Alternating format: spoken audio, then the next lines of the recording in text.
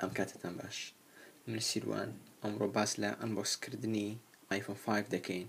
خۆشبەختانە ئەمە یەکەم ڤیدیۆی کوردیە کە باس لە ئەنبۆکسکردنی دەکات بۆ هەر ئامێرێک بێت و ئەمەش یەکەم iPhone 5 کە بە زمانی کوردی پیشان دەدرێت و ئەنبۆکس دەکرێت.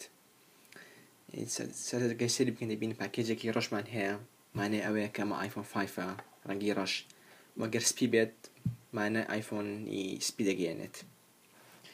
لێرە تێکستەکەی iPhone 5 دەنووسرێت، هێرش لۆگۆی ئەپڵە گەر بێت و بیکەینەوە.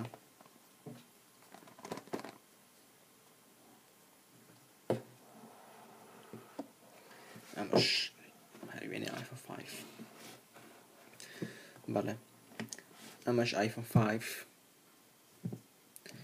گەر بێت و باسی بکەین. تەنکەکەی گەلێک هەست پێکراوە و زۆر سووکە و کاتێکی بەدەست دەگریت هەست بە ئارام مرتاحەکەی دەکەیت کە لە دەستە زۆر هەست بە سووکی دەکەیت نەک وەکو ڤێرشنەکانی پێشووتر. گەر بێت باسی تەنیشتەکەی بکەین بەلای دەستە چەپ دەبینین دوگمەکانی دەنگ دەبینین لەگەڵ باری بێدەنگ بوون و لێرەش دوو هێڵ دەبینین کە ئەمەنە هێڵی ئەنتێنان و لە ڕووی سەرەوە تەنها دوگمەی پاوەڕ دەبینین و شوێنی هێدفۆن جاک چۆتە خوارەوە کە ئێستا پێشانتان دەدەم و بەلای دەستە ڕاست دەبینین شوێنی سیمەکە دەبینین کە پێ دەگوترێت نانۆ سیم کە بچووکترین سیمە تا ئێستا دروستکرا بێت لە جیهان و کە تەنهاش لەسەر iPhone 5 کار دەکات. و لێرەش دوو هێڵی تر کە ئەوانش هێڵی ئەنتێنان. لە خوارەوەش کە گۆڕانکارە سەرەکیەکە تێدا ڕووی داوە شوێن هێدفۆن جاک دەبینین کە بۆ هێدفۆنی جۆری 3.5 میلیمتر دەگونجێت و لێرەش مایکرۆفۆن و سپیکەر و لاتنی کە بە بەرگاویکردن بەکاردەهێت و شێوەیەکی بچووکی هەیە لە چاوەوانی پێشووتر. لە ڕووی پێشەوە گۆڕانکارەکە تەنها شاشەکەیەتی لەگەڵ کامێرەکەی.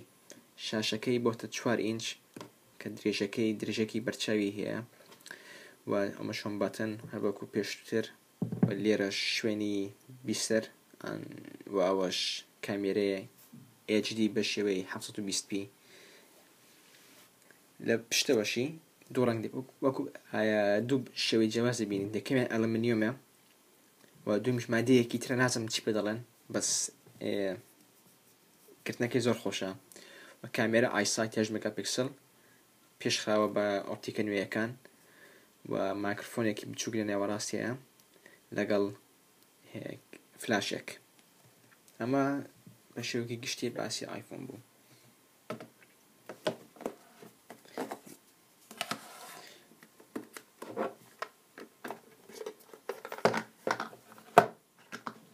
لێرەش مانوەڵەکەیە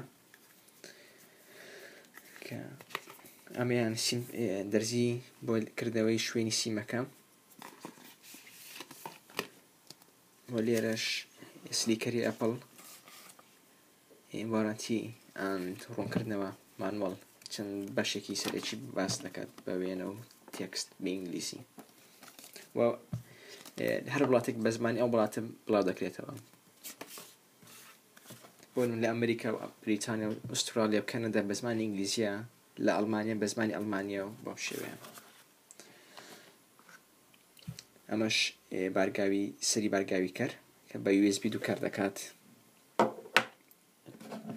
و ئەمەیان کە جیاوازتر لە ڤێرشنەکانی پێشووتر هێدفۆنەکە کە ناسراوە بە ئێرپۆد لەلا پاکێجێکی خۆی دێت کە ئەمە دیزاینێکی نوێی ئەپڵە کە ستایلێکی زۆر جوانی هەیە بۆ تەقریبەن بە پێی تاقیکردنەوەکان بۆ هەموو گوێیەک دەشێت بەبێ کێشە وە لەگەڵ هەموو آیفۆنێک دێت. لە ناویش USB لەگەڵ لایتنینگ بەدی دەکرێت. ئەمە لایتنینگ واتە زۆر بچووکتر بۆتەوە بە هەموو بارەکان دەخرێتە ناو آیفۆن بە شێوەیەک لە بارەکان بێ کێشە و ئەگەر بێت و بیسوڕێنین هەر دەچێتە ژوورەوە. ئەمەش مەترسی شکاندنی پۆرتی بەرگاوی کەری آیفۆن کەم دەکاتەوە و نایهێڵێت بەشێکی گشتی.